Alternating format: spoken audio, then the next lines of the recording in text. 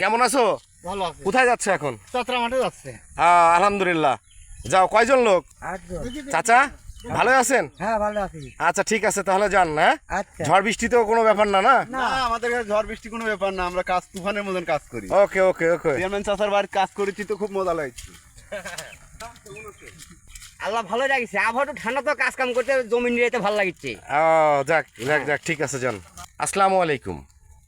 এটাই আমাদের গ্রামীণ জীবন, এটাই আসলে আমাদের বাস্তবের মুখে ঝড় হোক, বৃষ্টি হোক, রোদ হোক, সব কিছুর মোকাবেলা করেই আসলে আমাদের গ্রামীণ পথ চলা।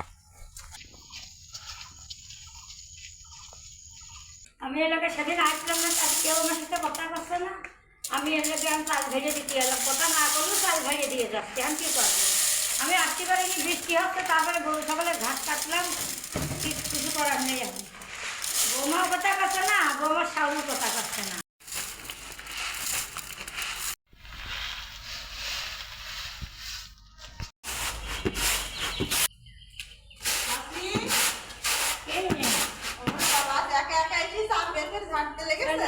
কি করবো? আজ কদিন ঝাড়া করেছে, আমার ভুল হয়েছে, তোমরা কেউ কথা করছো না।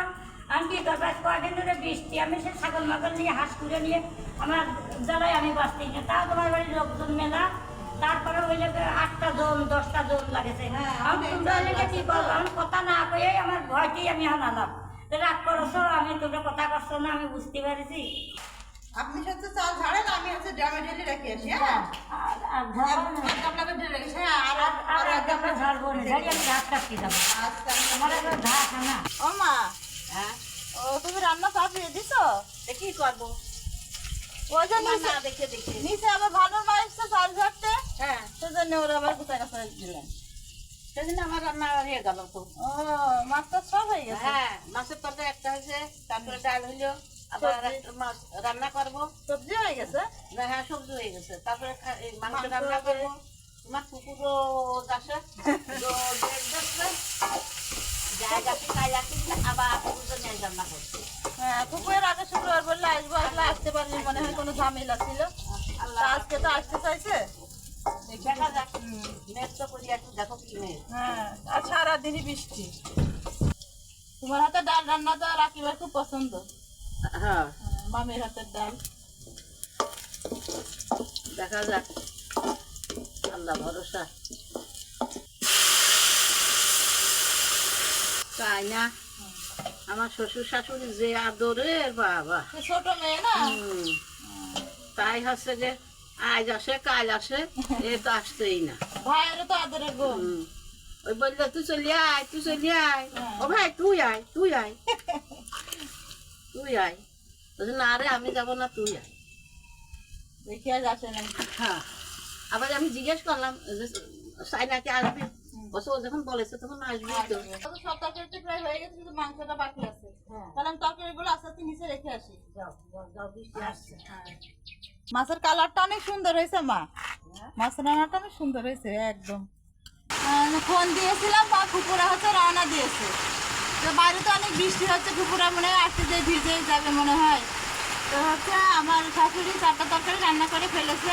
তো আমাকে বললো তুমি মাংসটা রান্না করো, তা আমি মাংসটা রান্না করতে আসলাম। আমি এই যে মাংসটা আগে মশলা টশলা দিয়ে মেরিনেট করে রেখে দিয়েছি। তো এখন হচ্ছে তেলের উপরে পেঁয়াজ দিয়েছে, মাংসটা দিব। তো লাল হয়ে গেছে, আমি মাংসটা দিচ্ছি।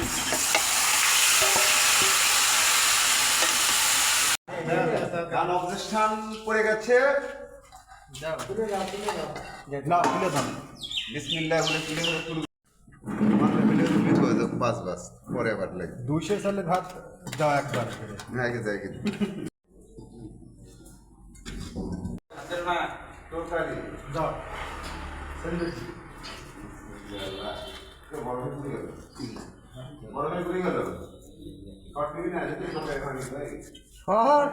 পাঙ্গাস মাছ দেখাচ্ছি না এটা ফাঙ্গাসি। হ্যাঁ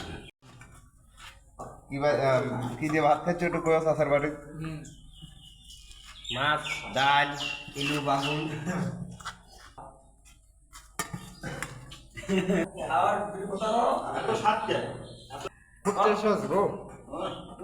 সুন্দর টেস্ট। লেবু দিয়ে খেতে ইন্টারেস্ট। খুব টেস্ট। ভাই ভানুর মা যে আপনার কাছে ঘাস চাইছে, আপনি ভানুর মার ঘাস দিতে চাননি কেন? ডিজাইন ব্যর্থ হয়ে গেছে কেন? এমনিতেই এমনিতে একটা কথা হলো, ভানুর মার আপনি ঘাস দেবেন না আমি পারতেছি না, কেন? পারছি না, আমি ব্যর্থতা হয়ে গেছে, এটা কথা বললেন আপনি, এটা আমি অনুতপ্ত হয়ে গেছে।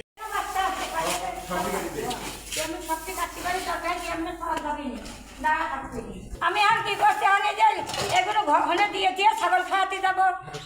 আর তোমার ঘাসের কথা কি বললো আপনার? ঘাস যে কটা বিটে আছে সব এক বোঝা করে ঘাস দিবি, আমার আর চিন্তা নেই, সেজন্য তো আমার এই ধান ঘাসলাম। চিন্তা নাই তো? না চিন্তা নেই। বাপ ভাই বলেছে? হ্যাঁ সবাই কয়েছে। আমি ঘাস এনে দিতে চাচ্ছি, এক বোঝা আমার ফুললি বোঝা লিখে দিব চাচ্ছি। এক বছর? হ্যাঁ, আমার বোঝা ফুললি এক বোঝা এনে দিব, আর বাদ বাকি তোরা আনবি। ও আচ্ছা ঠিক আমি আছে। এক বোঝা চাচ্ছি, বোঝা দিচ্ছি, আমি এক বোঝা লিখে দিব। সবাই শিকার হয়েছে, আমরা তো সবাই শিকার হয়েছে, খালি এই ভৌতি করবো না, সবাই শিকার হয়নি, ভ্যাট ভ্যাট করে যাবি।